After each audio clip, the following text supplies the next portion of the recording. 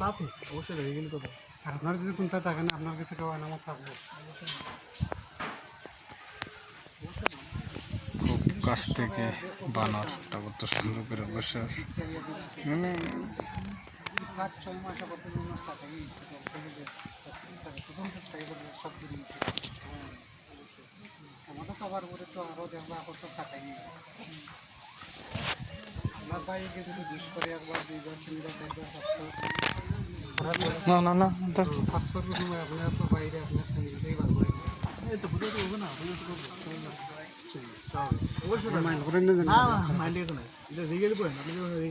আপনি জাতিসংঘে কোনো বরাদ্দ দিত না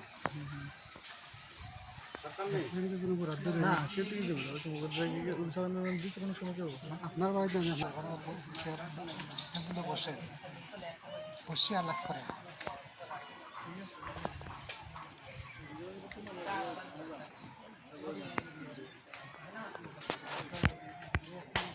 এটা হচ্ছে বড় বানর, অনেক বড় বানর এটা।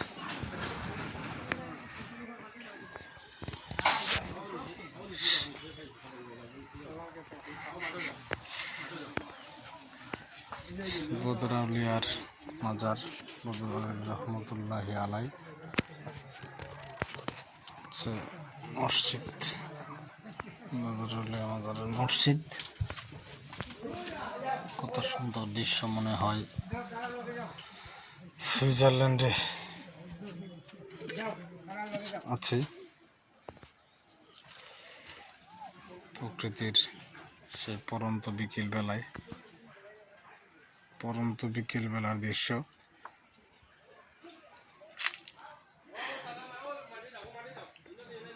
এটা হচ্ছে বদর আউলিয়ার মাজার। প্রতিটি গাছের ডালায় ডালায় বানর আর বানর বসা। জুম করে দেখাই,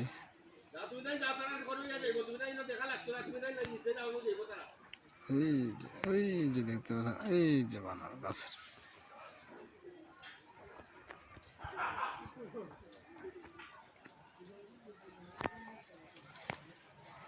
তো আপনারা সময় সুযোগ করে অবশ্যই আসবেন।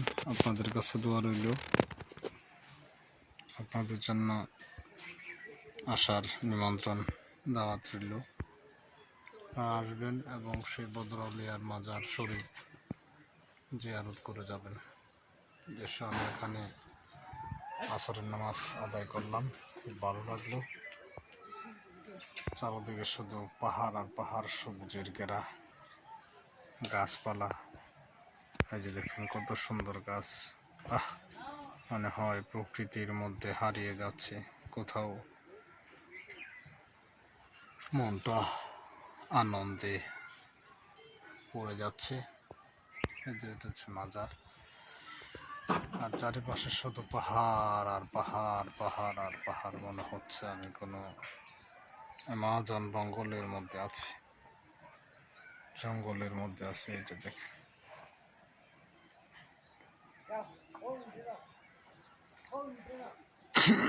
তো আপনারা এটা আসবেন। এটা হচ্ছে সিলেট খাদিমনগর শাহপুরান বেসিক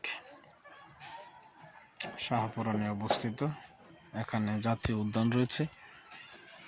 আর যে একটা বানর দেখে কিভাবে সে হেলে তুলে উপরের দিকে যাচ্ছে, খেলা করছে, খাবারের সন্ধানে সে ঘুরে বেড়াচ্ছে। কোথাও কোনো খাবার পায় কিনা বা কেউ কোনো খাবার এনে দেয় কিনা সবার দিকে তাকাচ্ছে। অনেক ক্ষুধার্ত তারা।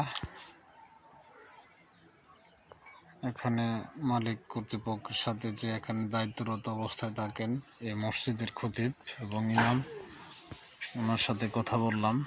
উনি বললেন ওদেরকে ডাক দিলেই ওরা নাকি চলে আসে।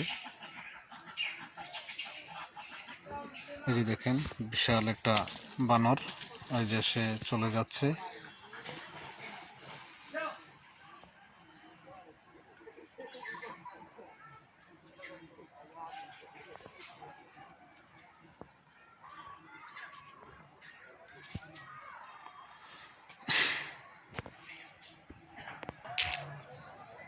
দেখতে পাচ্ছেন পাহাড়, শুধু পাহাড় আর পাহাড়।